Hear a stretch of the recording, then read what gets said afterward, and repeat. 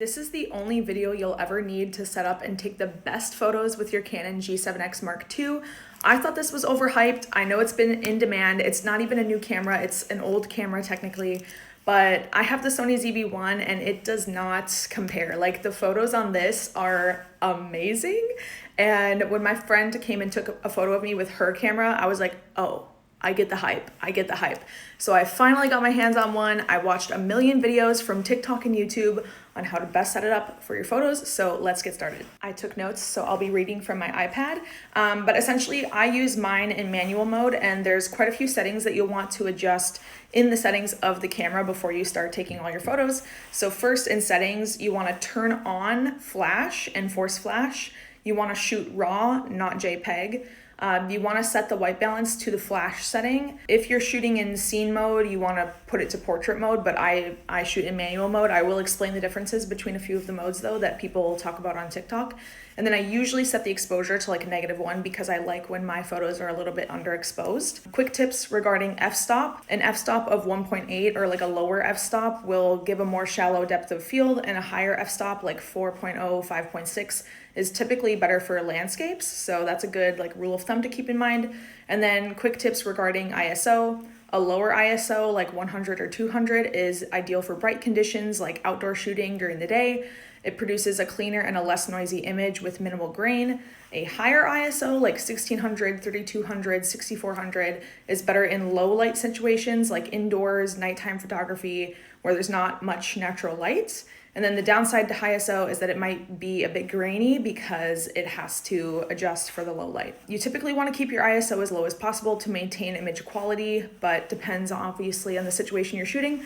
I prefer this camera for shooting at nighttime, so I typically have it on a little bit higher ISO, but it's totally up to you in the situations that you're shooting in. And then a few quick tips regarding shutter speed. A faster shutter speed, so like 1/1000, exposes the sensor to light for a shorter period of time, while a slower shutter speed, like 1/30 or the really low numbers, exposes it for a longer period. So it's kind of like opposite, like the lower the number, the longer it's exposed to the light. But in general, most people keep their ISO at 125 or auto, from what I've noticed from all the videos I've watched.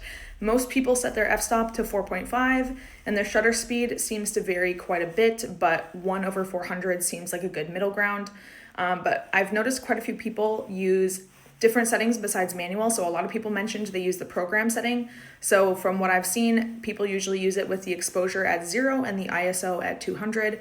With the scene setting, they typically use it with exposure at -0.25 and then put it on portrait mode. So I have quite a few options for manual mode, which is what I prefer to shoot in, and that's what I've gathered a lot of information on as far as like preferences for how people like to shoot their photos and like formulas. So I've seen for like daytime photos, people use a shutter speed of 1/125, f-stop 4.5, and ISO of 125, or like ISO auto, shutter speed 1/1600, f-stop 4.5, or exposure -2, ISO 125, f-stop 4.0, shutter speed 1/1250. So I've just tested a lot of those out and like see what looks best. And I think it's something that you truly just have to learn by like trial and error over time, especially depending on the lighting situation that you're working with. For nighttime photos, one formula I saw was ISO auto, shutter speed 1/160, and f-stop 8. And then for daytime photos, another one was shutter speed 1/250, f-stop 4.5, and ISO 125. So those are some formulas. I will also show you some examples of actual photos I've taken recently and what I used to achieve those photos. And these are with no filter, just like directly off the camera. So I recently took this one at Christmas. This was a shutter speed of 1/320, f-stop 2.8, and ISO 125. And I took this one a couple weeks ago. This was 1/320, f-stop 2.8, and ISO 125. And this was like a sunset, kind of like dusk timing. It turned out beautiful. And this one was the same day, but in a different location, 1/320, f-stop 2.8, ISO 125. And this one was actually fully at nighttime, but we were in a plaza full of lights, but you would still never guess it, kind of just based on how the photo turns out. But this was 1/100, f-stop 5.6, and ISO 320.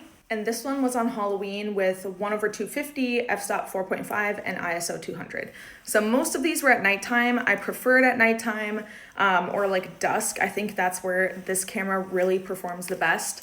And I know it's very overhyped, but I think it's worth the hype. I have been obsessed with every single photo I take with this camera. I bring it with me everywhere now. My friends are always like, oh, did you bring your camera? Did you bring your camera? Because now it actually makes it like fun and enjoyable to take photos. I think sometimes with your iPhone, it just doesn't always turn out like so glamorous looking. But something about this with the flash, I'm not joking. Every time I take a photo and show it to my friends, they're like, wait, it looks kind of good. I'm like, I know, right? There's something magical in this camera. I don't know what it is. But anyways, I hope that was helpful, guys. Love ya. Bye.